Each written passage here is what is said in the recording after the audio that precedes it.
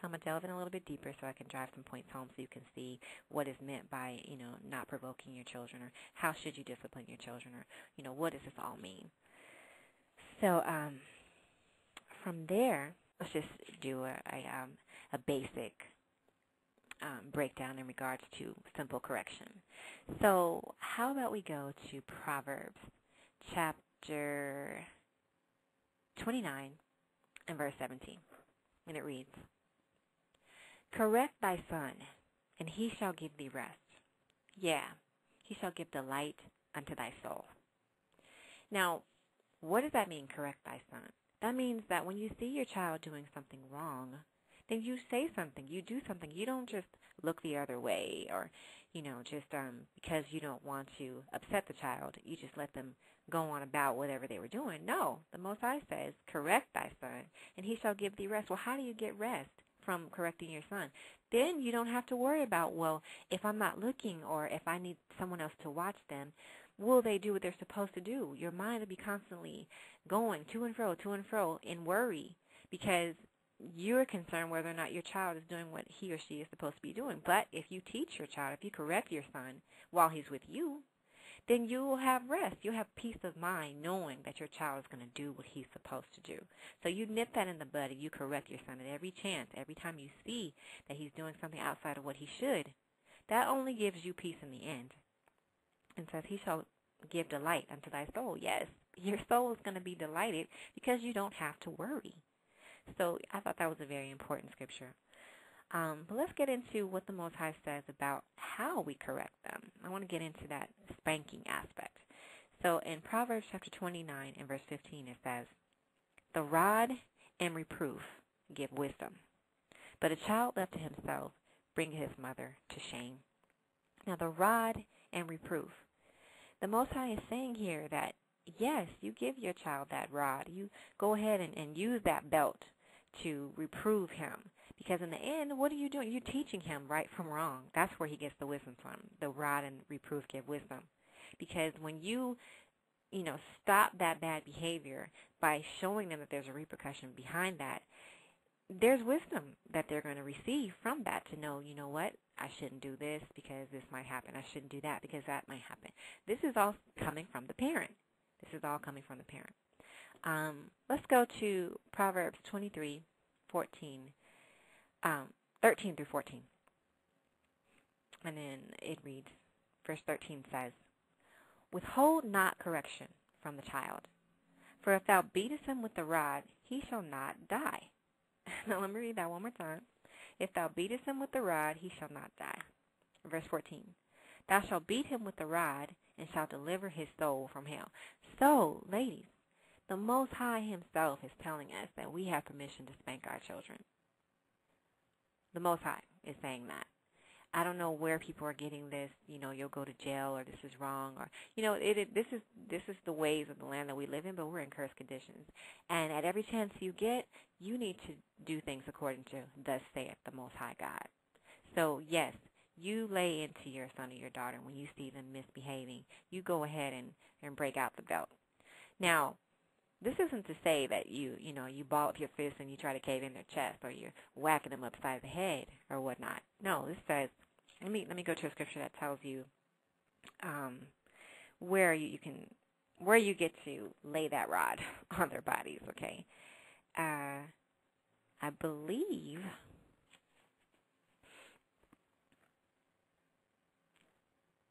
it's gonna be 1 second to get there. If not, I'll just have to come back to it later. I believe it's in Ecclesiasticus, though. Oh, okay. Yes. It's Ecclesiasticus chapter 30 and verse 12. Thank you for bearing with me. Let's go there. It's in the Apocrypha. And it says, "Bow down his neck while he is young, and beat him on the sides while he is a child, lest he wax stubborn and be disobedient unto thee, and so bring sorrow to thine heart." So here the Most High is saying on the sides. Now, the sides meaning backside. You get to use your belt on that backside, just to give it a little sting, get their attention kind of thing. And the Most High is saying they won't die if you, beat them on their sides while they're children. so that they don't wax stubborn and be disobedient to you and so bring sorrow to your heart. So, again, I'm bringing out scriptures where the Most High is giving us instruction on how we should discipline our children. Okay, so from there, let's go to, I just want to read in regards to the chastening and in regards to the discipline. Why we do this, of course, is because we love our children. Everything we do is so that they will be better than we are. So how can we do that unless we know better ourselves? We want them to be better citizens. We want them to be better servants of the Most High.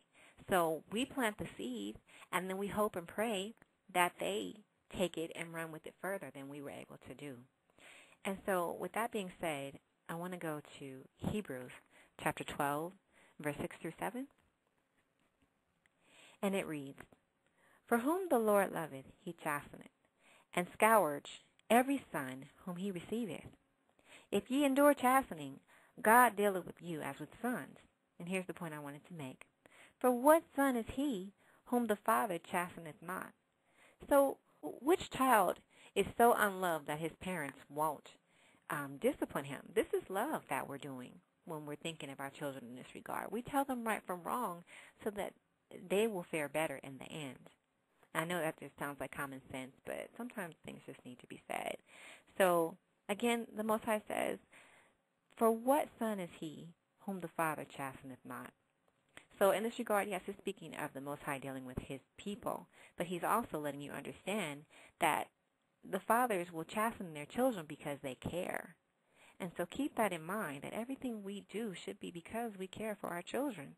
And you relay that to them when you're letting them know, this is why you're getting your butt spanked. This is why you're getting your butt whooped. This is why I'm laying into you. This is why I'm on you all the time. This is why I'm not ignorant of any matter, great or small, that concerns you. I'm paying attention to everything that you do. This is because I love you. I'm looking out. I'm there. I'm watching your back. I'm looking at your friends. I'm looking at the clothing that you wear, when you have daughters, even sons. I'm paying attention, and I'm not letting anything slide or slip because I care, because I love you. And it's important. You don't let these things go.